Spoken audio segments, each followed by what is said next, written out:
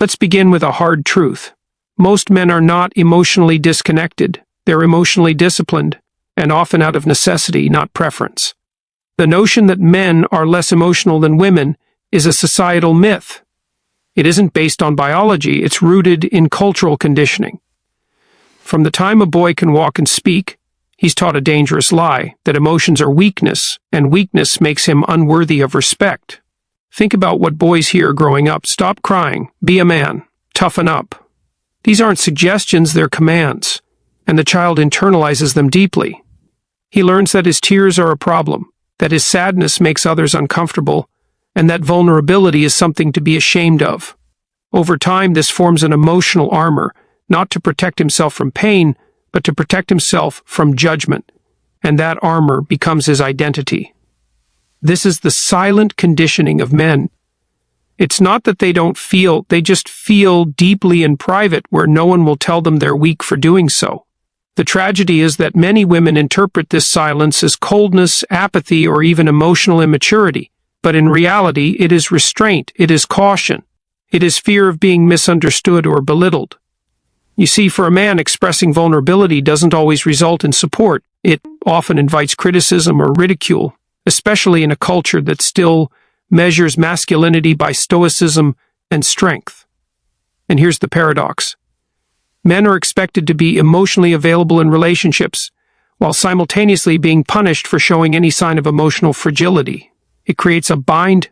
Many men would rather suffer in silence than risk the pain of being dismissed, so instead they retreat, they go quiet, they withdraw behind work, distractions, or humor.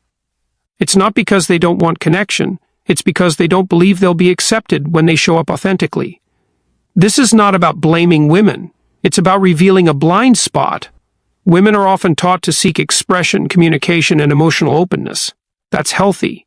But when a man doesn't immediately mirror that, it doesn't mean he lacks depth. It means he's been trained to believe that those very qualities make him undesirable. If you want to understand the emotional world of a man, you must first create a space where he can speak without being judged. That means listening, not fixing, accepting, not analyzing. It means holding his silence with patience and knowing that when he finally chooses to open up, it's not a small act, it's monumental. It's a gift, it's courage. And when he opens up, be careful. That moment is fragile. How you respond will decide whether he ever opens up again.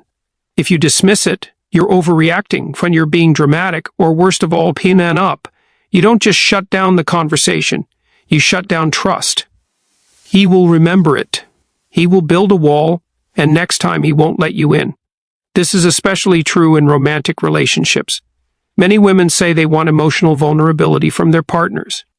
But when men share pain, fear, or confusion, it often triggers discomfort.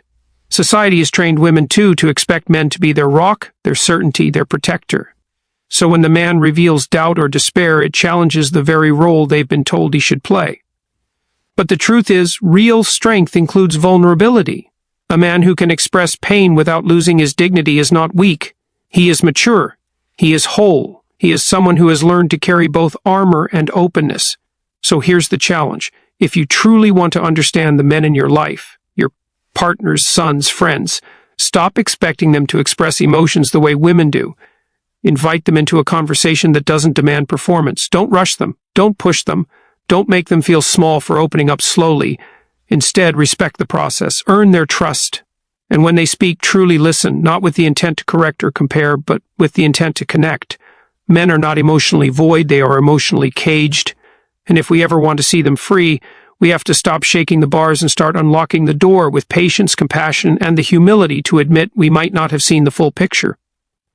Let's address a reality that most men live with daily but rarely articulate out loud, the belief that their value as human beings is tied almost entirely to their function, to how useful they are to others. For men, this belief doesn't emerge in adulthood. It's instilled from boyhood.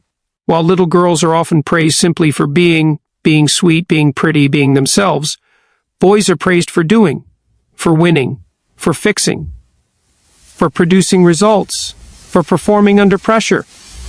Early on, a boy learns that love and validation are conditional. You earn it through achievement, through discipline, through being strong and reliable. This dynamic only intensifies as men grow older. In school, in work, and especially in relationships, the underlying message is often the same: you matter when you perform. You're desirable if you earn. You're worthy if you provide. And if you fail to do those things, your value quickly comes into question. The modern man may live in a world of more emotional literacy and progress, but he still faces the crushing pressure of performance. He often feels he must be everything to everyone: protector, provider, decision-maker, emotional rock. But he must do all of it without showing strain. No complaints, no signs of exhaustion, and definitely no weakness. This leads to a deep internal conflict. Men want to be appreciated for who they are, but fear that if they ever stop being productive, they will be forgotten. Many carry a hidden terror that they are only loved because they're useful. Imagine what this does to the soul of a man. It's not that men don't want to provide or protect. Many feel it as a sacred duty. But they also want to know that if they stumble, they won't be abandoned. That if the paycheck isn't as big one month, or the stress becomes too much to carry, or the ambition starts to fade, they won't lose the respect of those closest to them, especially the woman they love. When a man starts to believe he is only as good as what he can offer materially, emotionally, or physically, it sets him on a dangerous path of burnout, emotional repression, and silent despair. He stops asking for help. He ignores his needs. He hides his anxiety. Why? Because to pause, even briefly, might be perceived as weakness. And weakness, he fears, means being discarded. Many women genuinely don't see this happening. They may love their partner deeply, but unknowingly contribute to the pressure by tying praise and affection too closely to output. "Well, you're amazing because you work so hard, so I love how much you do for us." These comments, while well-intended, reinforce the belief that doing is more important than simply being. So what can be done? First, recognize that your appreciation must extend beyond function. Tell the men in your life that they are valued not just for what they do, but for who they are, that their presence is enough, that their laughter, their perspective, their soul matters. Second, create room for men to express need. Let them know they are not alone, that they don't always have to be the strong one, that you won't think less of them if they're tired, afraid, or uncertain. Because men need care too. They need support that isn't contingent on their performance. Third, stop using language that equates failure with uselessness. Don't weaponize phrases like, "What have you done for me lately?"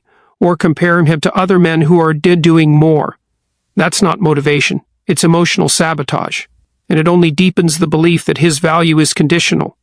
Understand this: the man who believes he is loved for who he is, not just what he provides, will give you everything, not out of obligation, but out of devotion, out of the profound gratitude that comes from being truly seen.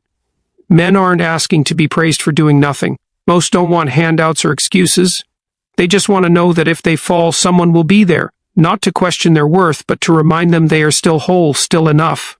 In a world where men are taught to measure their lives in productivity and protection, the greatest gift you can give a man is the permission to simply be, to rest, to breathe, to feel, and still be worthy of love. Because in the end, a man's true value was never in what he could carry, build, or earn. It was in the depth of his heart, the weight of his intentions, and the strength it takes to show up day after day, under a burden no one else can see. Let's confront a critical misunderstanding in modern relationships. While love and affection are important to men, what many men truly crave, what they cannot live without, is respect. Now, this isn't about ego or entitlement. It's not about domination or power. It's about identity, purpose, and the psychological foundation upon which a man builds his self-worth. Respect is to a man what affection is to a woman. It is nourishment, validation, and emotional safety. But in today's culture, this need is often mocked, minimized, or misunderstood. Men are told that they're fragile if they need to feel respected, as if that desire is somehow outdated or oppressive. But it's not. It's human. The truth is, when a man doesn't feel respected, especially by his partner, he begins to deteriorate internally. He may not say it out loud. He may not even show it right away. But make no mistake, he feels it deeply. So what does respect look like in practice? It's not about constant praise or submission. Respect is about recognition. It's the way a woman looks at her man when he speaks. It's whether his opinions are considered or routinely dismissed. It's whether he's spoken to with dignity, even in disagreement, or belittled in front of others. It's how his efforts are acknowledged, not just when they succeed, but even when he tries. Men live with the unspoken pressure to perform in their roles: protector, provider, leader, fixer. And when they give their all, when they work long hours, solve problems, endure stress, and are met not with appreciation but criticism, something breaks inside them. It's not the feedback that hurts. It's the sense that their efforts mean nothing. You see, a man's heart opens when he feels honored, not idolized but truly valued. He can endure exhaustion, setbacks, and sacrifice if he knows that his partner sees the man behind the effort. But if he starts to feel like nothing he does is good enough, if every action is second-guessed, every decision micromanaged, every vulnerability weaponized, then he will start to disconnect. And that's when relationships begin to die, not in explosions, but in quiet, invisible withdrawals. Now, here's where things get complicated. Many women offer love, but not respect. They say, I love you, but then constantly criticize, correct, or take over. They show affection, but speak with sarcasm or undermine him in front of others. And they wonder why the man in their life becomes more distant, less engaged, or emotionally flat. It's because love without respect feels hollow to a man. A man who feels loved but not respected will eventually stop showing up fully in the relationship. He may still provide, still protect, but he won't pour his soul into the bond. Why would he? He's being tolerated, not trusted, managed, not honored. And that's not a space where any human, man or woman, can thrive. So how can respect be shown practically and authentically? Listen without interruption. Let him finish his thoughts. It shows you value his mind. Avoid public criticism. If there's an issue, handle it privately. Men are deeply sensitive to humiliation. Acknowledge his efforts, even small ones. It tells him he's seen. Trust his intentions. He won't always get it right, but assuming the worst destroys morale. Speak to him as a partner, not a subordinate. Tone matters. Approach matters. Now, does this mean a man is always right? Of course not. Respect doesn't mean silence or blind agreement. It means communicating disagreement without contempt. It means seeing the man in full, not just what he gets wrong, but also what he tries to get right. Men want to be the hero in their woman's life, not because they want worship, but because they want purpose. And when a woman gives her respect, she gives him that purpose. She tells him, "See, you matter. Your efforts count. I trust you. I believe in you." That belief, it transforms him. It makes him want to protect, to grow, to lead with love and strength. Because a man who is respected is a man who is energized, not just to show up for his relationship, but to rise to his highest potential. So remember, where respect flows, love follows.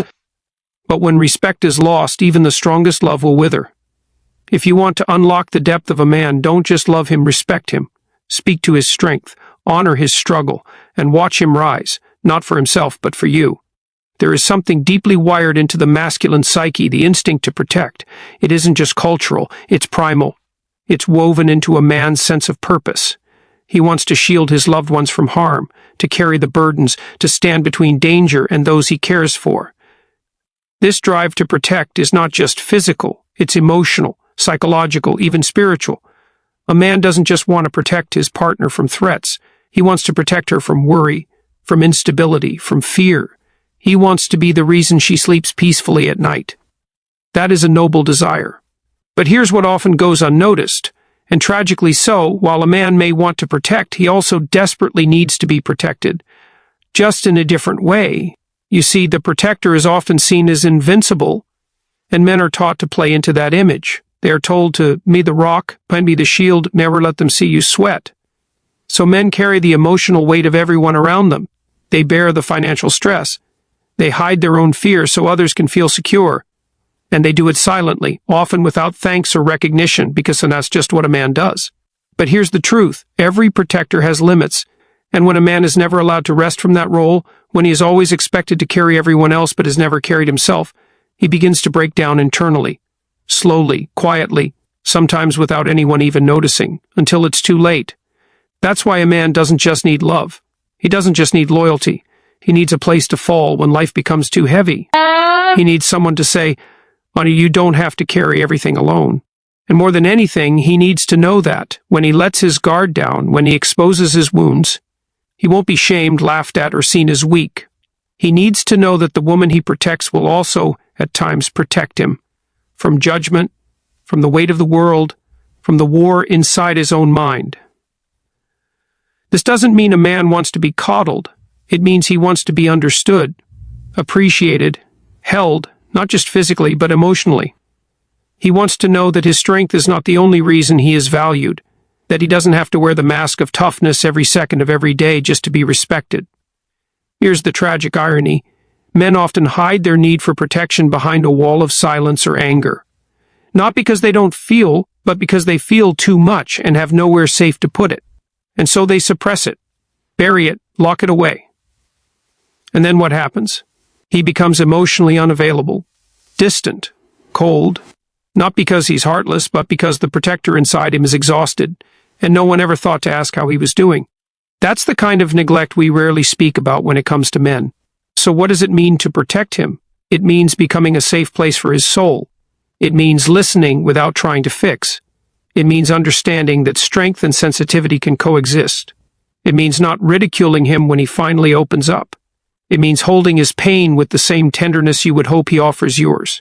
It means seeing beyond the armor and loving the man beneath it. Because that's what every protector secretly longs for, not just admiration, but intimacy, not just duty, but connection.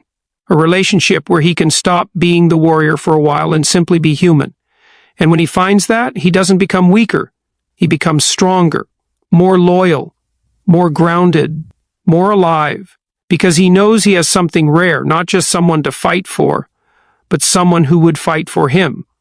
So remember this. The man who wants to protect you with everything he has will only grow in strength when he knows that once in a while he can lay his sword down too, that he won't be punished for it, that he won't be seen as less of a man but more of one. Protecting a man doesn't mean taking over his role. It means protecting the part of him that no one else sees. And when you do that, when you honor both his strength and his struggle, you don't just win his love. You earn his devotion. And that perhaps is the greatest protection of all, knowing that in a world that asks so much of him, he has someone who asks only for him.